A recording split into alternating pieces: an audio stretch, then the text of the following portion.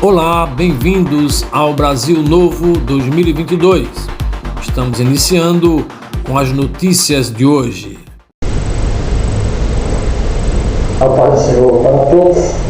Vamos estar iniciando uma conversa teológica e já falando da primeira lição, fala sobre a sutileza de Satanás contra a Igreja de Cristo. Nós iniciamos algumas análises aqui e queremos apenas trazer à luz o tópico primeiro, que fala sobre a igreja sob ataque. Não foi concluído. Nós vivenciamos aqui pelo menos quatro tópicos, mas o primeiro tópico vai nos guiar certamente por três aspectos que tem por relevante aqui, e um deles é a sutileza do ataque, tá ali. O segundo é o alerta para o povo de Deus, e o terceiro é a igreja na reta final. Vocês podem acompanhar aí ao lado. Pois bem, vamos nos prender aqui a este primeiro tópico. Inclusive já foram analisados, serei breve em relação a ele, tá? E na sequência pontuaremos outros. Eu quero só informar que essa sutileza do ataque que a igreja vive sobre ele, primeiro, todo ataque são fatos, né? Coisas que ocorrem de forma real, acontecem de forma real. Bem, mas o primeiro, que é a sutileza do ataque, eles ocorrem de forma fácil de constatação. Ou seja, é fácil de se constatar um fato que ocorre com sutileza contra a igreja. Lembrando, contra a igreja. É algo macro, não é micro, é algo coletivo, não é algo isolado.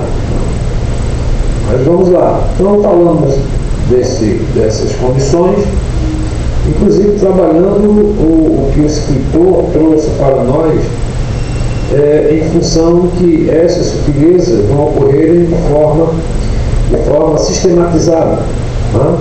Sistematizada. E não apenas sistematizada, mas também numa escala exponencial. E nós explicamos isso já anteriormente. Então, ele fala ainda em relação a essa sutileza de ataque, que anos passados, períodos passados de tempo, essas ações ocorriam com perseguições e conflitos bélicos, e que esses eram os instrumentos que eram usados, hoje de forma muito distinta, é usada condições diferentes. Vai trabalhar mais na ideia da normatização de comportamentos e práticas contrárias à fé cristã. Essas posições é preciso que sejam por nós entendidas. Bem, vamos para o ponto 2, onde fechamos, onde iniciamos, e deixamos ali por falar algumas questões. Quando olhamos este alerta para o povo de Deus, o autor da escrita vai nos informar que estes fatos, o fato da igreja sob ataque, no que concerne o alerta, o aviso para o povo de Deus, este fato é de fácil observação. Detalhe, não é de fácil observação à nossa volta, porque se ocorre com sutileza, certamente não dá para fazer uma observação momentânea, de instantes, né? Eles vão ocorrendo sem a percepção de quem está no contexto. Então eles vão ocorrendo de forma muito desapercebida, né? Conforme, inclusive, tratamos a definição da sutileza. Então o escritor vai dizer que ele não é de fácil.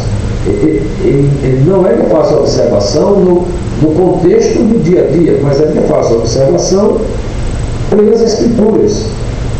Olha uma das primeiras informações que a gente vai captar da escrita do autor. Então, essa alerta ao povo, ela tem uma facilidade de ser observada nas escrituras. Porque, aliás, Deus sempre manteve seu povo sob alerta. Sob alerta. A luzinha sempre vermelha, acesa. Tá? Isso não ocorre só em nossos dias, mas desde o Antigo Testamento que isso ocorreria. Tá?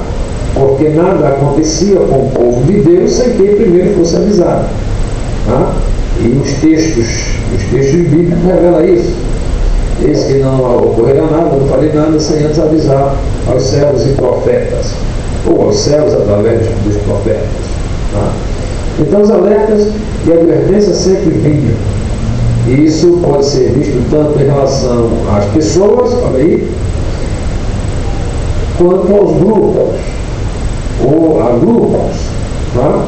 Isso está expresso em Gênesis 37, de 5 a 7, está expresso no próprio Gênesis 45, de 5 a 8, e depois 18, 17 e 18.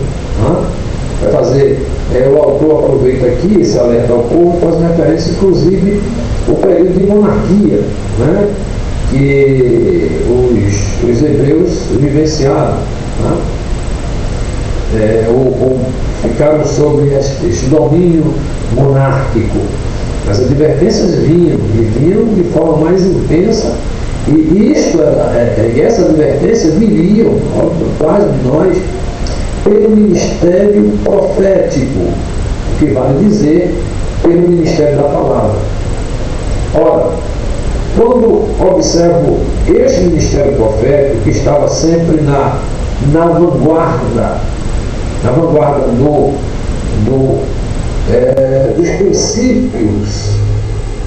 princípios de Deus, eles falavam em relação a uma alerta ao povo do que ele tivesse alguns cuidados com o que poderia acontecer, inclusive pedindo-os que observassem as nações que eles odiavam, para não entrarem no mesmo processo, no mesmo procedimento, fazendo as mesmas ações. Pois bem, quando Paulo vai escrever a Timóteo, Paulo vai fazer uma referência similar. Ele vai alertar a Timóteo e que o Espírito Santo, dava à igreja. Olha a revelação já de Deus trazendo alerta à igreja.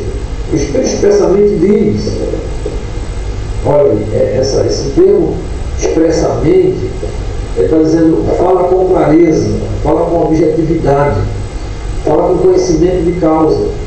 E aí vai ter toda aquela descrição que nós vamos entender futuramente. O autor chega a escrever, quem sabe do grego, no caso do grego, vai traduzir a palavra expressamente, afirmando que possui um sentido de claramente, sem sombra de dúvida. O Espírito do Senhor, portanto, faz conhecido a seu povo os perigos que o cercam. E sempre foi assim. O grande problema é que nós não damos ouvidos ao que ouvimos do Espírito. Hoje estamos numa situação muito difícil. Então, por isso que no tópico 2, o escritor vai dizer que este alerta é facilmente observado pelas Escrituras. Claro, ao conhecer a Escritura, nós vamos conhecer o que está à nossa volta. Vamos vencer, não. Por exemplo, a alusão tão intensa a uma forma de normatização do aborto, por exemplo, da matança indiscriminada de crianças, que está nos rodeando há tanto tempo, sempre querendo colocar as coisas como sendo normais, e há uma resistência em relação a isso. E aí os cuidados que nós devemos ter, olhando a palavra e o Espírito Santo alertando, temos que seguir em direção à palavra. Ora, se eu não concordo com o aborto, claro, eu vou ter que orar muito para que esta forma de praga, né, que intensa, né, que ocorreu lá no Egito e que demanda a similaridade aqui, que é exterminar as crianças ainda, né? A gente tem que orar para que isso não ocorra, mas a oração sem enfrentamento, ela perde todo o sentido quando as Escrituras nos diz que a nossa batalha não é contra a carne e contra o sangue, mas contra ordens e potestades. Está dizendo que essas ordens e potestades, ela torna as coisas no campo espiritual concreto aqui embaixo. Claro, e se torna nas dimensões espirituais a concretização aqui embaixo. O que a gente vai fazer? A gente vai ter que lutar com as armas que a gente tem. A oração é uma delas, mas a ação que vai o enfrentamento aqui é uma outra. Como é que eu digo não concordar com o aborto e vou, sei lá, defender pessoas que com isso concordam, ou entregar poder a essa pessoa que com isso concorda, ou na maioria das vezes eu ficar alheio a isso, eu não provocar ação contrária a isso, eu posicionar de forma, eu diria até covarde, de me isolar a não opinar sobre isso. Então, temos que rever alguns pensamentos. Eu estou colocando o aborto como uma das bandeiras que ensina, né, as potestades promove e depois traz para ser concretizado aqui embaixo. Então é uma delas. Tá? Logo, é de fácil como está passando. Então a gente não precisa de muita coisa para ver que essa forma de pensamento, essa forma de ideia, essa forma ideológica, ela é contrária à palavra de Deus. Tá? Então, com essa finalidade, nós precisamos ter mais atenção para ela. Tá?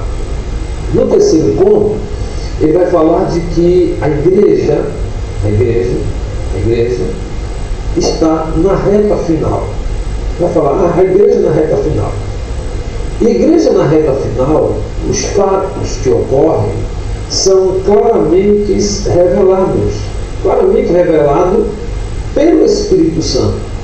Agora sim, agora vamos adensar em um campo mais tênue para que possamos entender do que estamos falando, do que estamos tratando. Tá? O escritor chega a dizer que Deus permitiu à igreja de que isso aconteceria, ou seja, o que está ocorrendo já está previsto, já está orientado, já está dito. Tá? Então, se foi previsto para a igreja, nos registros das Escrituras, além desse fato, o Senhor também mostra que isso aconteceria nos últimos tempos. Então, vamos voltar à carta de Timóteo. Primeira carta a Timóteo, capítulo 4, versículo 1. A expressão últimos tempos é uma referência a um período que compreende como sendo a era da igreja. Nesse aspecto, vejam bem, o apóstolo Pedro disse que o derramamento do Espírito fazia parte do evento dos últimos dias. Derramamento do Espírito. E de forma semelhante, também o apóstolo Paulo descreve como os homens se comportariam nos últimos dias. Então vejam, eu tenho dois paralelos aqui. Eu tenho um paralelo do derramamento do Espírito Santo com o comportamento dos homens nos últimos dias. Logo, entendo que o derramamento do Espírito Santo vai dar suporte para nós nos opormos à condição dos homens, de seus comportamentos nos dias finais, ou na reta final da igreja. É o que está aqui. 2 Timóteo 3:1, de 1 a 7, você pode ler aí para tirar as suas conclusões. Né? O autor chega a falar de que a precisão com que foram descritos esses sutis ataques de Satanás contra a igreja e não a referência do dia e hora deveria servir de alerta máximo a nós. Por isso, do alerta bíblico para que nós possamos estar nesses últimos dias ativos para entendermos o que ocorre à nossa volta. Né? A profecia é bem clara, diz o autor, e objetiva em descrever comportamentos, ações e práticas que marcariam esse tempo final. Se o apóstolo Paulo, que viveu há mais de 2.000 anos, disse já vivenciar os últimos dias, no 1 Coríntios 10:11, o que a igreja pode dizer dessa presente época?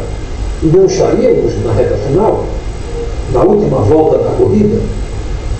O que diríamos nós hoje?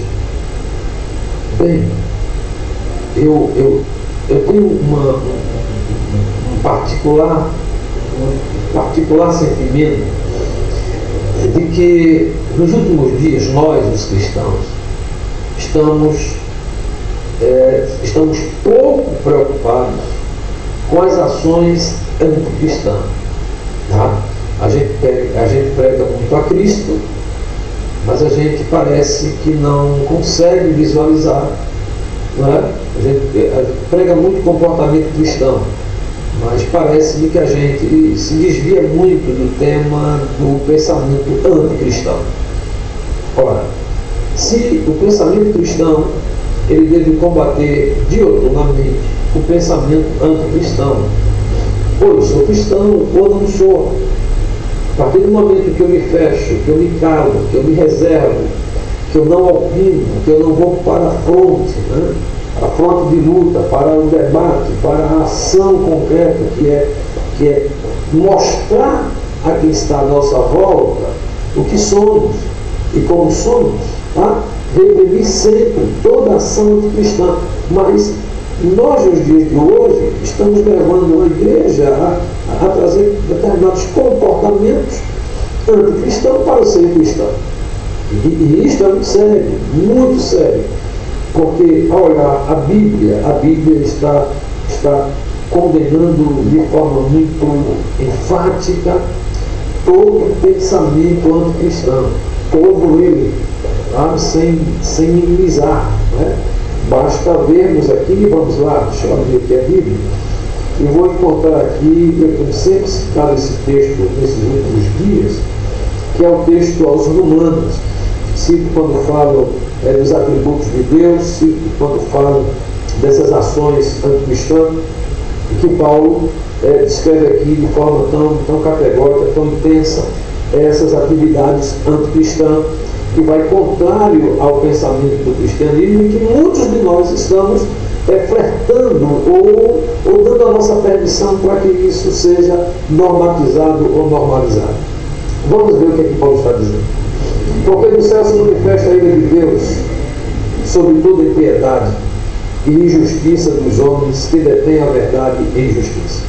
Primeiro pensamento anticristão. Está aqui para ser defendido. Porquanto o que de Deus se pode conhecer, dele se manifesta, porque Deus o manifestou. Então, o que é de Deus conhecido está presente para nós. Tudo que não está presente para nós, diante da revelação de Deus, e com práticas que são contrárias a Deus, essas práticas devem ser repelidas. Observe bem. Porque as suas coisas invisíveis, desde a criação do mundo, tanto o seu eterno poder como a sua divindade, se entende e claramente se vê pelas coisas que estão criadas, para que eles fiquem inexcusáveis. Existe um Deus moral, que determina o comportamento humano e deve ser também moral. Aí ele continua: porquanto, tendo conhecido a Deus, não glorificaram como Deus, nem lhe deram graças, antes em seus discursos se desvaneceram, e o seu coração insensato se obscureceu. Olha o que o texto está dizendo para a gente, e a gente está flertando com essa forma de pensar e de agir, esse obscurecimento em relação a Deus. Dizendo: se sabe, tornaram-se loucos e mudaram a glória de Deus em compatível semelhança de imagens de homens corruptíveis, de aves, e quadrúpedes, e de répteis. Aqui ele está falando de toda a construção contrária à visão verdadeira de Deus. Ele vai mais além, porque também Deus entregou a boa paciência do coração. Aí não disse: para desonrarem o seu corpo entre si. E muitos que apelam para o cristianismo, que se diz cristão, estão envoltos a essas práticas que aqui está. Pois mudaram, vejam só, irmãos, aqui, pois mudaram a verdade de Deus em mentira, e honraram e serviram mais a criatura do que o Criador, que é bendito eternamente. Amém. E não se limita só a isso, ele vai mais além. Porque Deus abandonou, repetindo aqui, pelo que Deus os abandonou às paixões infames, porque até suas mulheres mudaram o uso natural, não encontraram a natureza. Isso está existindo de forma tão intensa hoje e pretendem serem normatizadas isso. Isso depende de quem? É uma batalha espiritual, são as hostes, trazem, configuram de forma material, mas existem seus agentes que batalham por isto.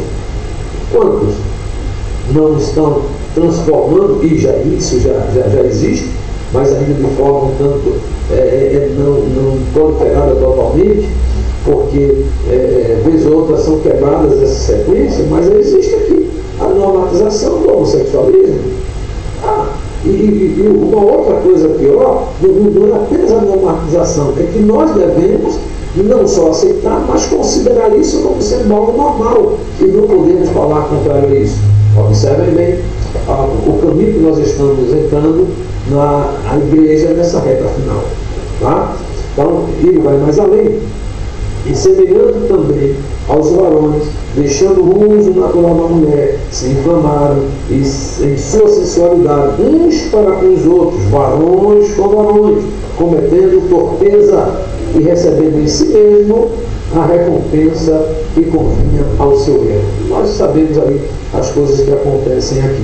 Então, queridos irmãos, é um alerta esta lição para a realidade que está à nossa volta. Irmãos, aí a gente ora tanto por isso, a gente pede a Deus que isso não ocorra, que não aconteça. E quando essas hostes provocam isso, e trazem seus representantes, que eles fazem a representação muito bem, e nós estamos até com eles.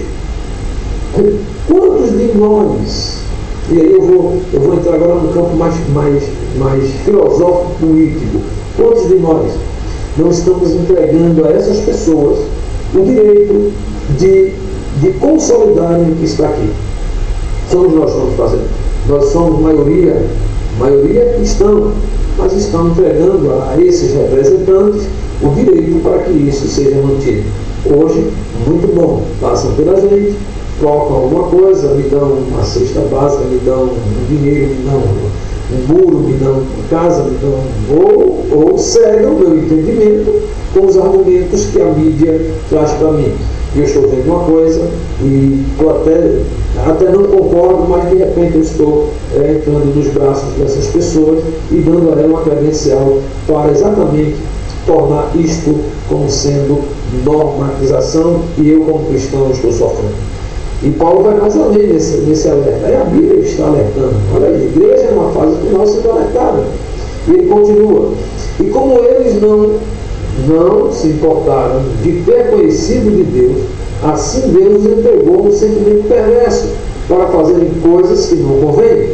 estamos cheios de toda iniquidade, prostituição, malícia, avareza, maldade, cheios de invejas, homicídio, contenda, engano, maldade, sendo murmuradores, detentores, detratores, aborrecedores de Deus, e é bom que vocês lembrem que essas pessoas fazem as encenações que fazem carros alegóricos durante o carnaval, durante shows, aqui mesmo no nosso Recife, no nosso estado, veio aqui uma dessas hostes personificada e vai no palco gritando que Jesus é gay, Jesus é homossexual, e a gente, irmãos, vai agir como um agente que vai permitir que essas pessoas concebem isso e levem isso num ambiente maior, nos sufocando nesses últimos dias. A igreja tem que acordar e mais pessoas têm que estar alertando isto, tá? Então essa lição está muito boa. Estão sendo murmuradores, presunçosos, desobedientes ao pai e à mãe, nécios, infiéis nos contratos, sem afeição natural, irreconciliável, sem misericórdia, os quais, conhecendo a justiça de Deus, que não são dignos, ou melhor, eles são dignos de morte, porque tais coisas praticam. Não somente os que fazem, cuidado, mas também consentem aos que fazem. E tem muito cuidado para a gente não estar nesse grupo do consentimento, tá? Então, esse primeiro ponto que faltou ficar esclarecido para a gente, eu estou deixando aí para vocês. Que Deus em Cristo nos ajude e nos faça compreender melhor a sua palavra.